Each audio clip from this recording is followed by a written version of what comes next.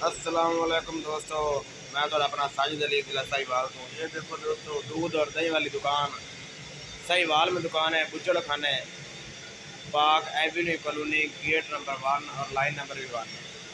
चौक के विच दुकान है दूध दही वाली।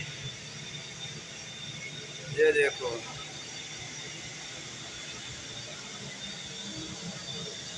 दोस्तों, इधर दूध दही और लस्सी वगैरह होती है।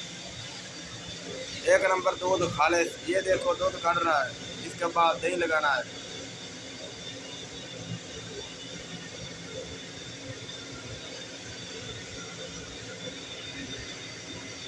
ये देखो दोस्तों,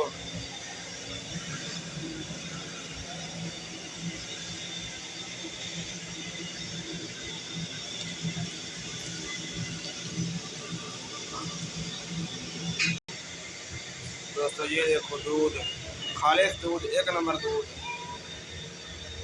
किसी चीज़ की मिलावट नहीं, एक नंबर दूध।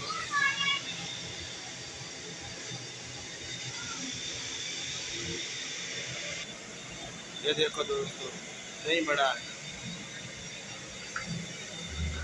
ये फ्रीजर में कुंडे रखे हैं दही के। इसमें लस्सी बनाई जाती है।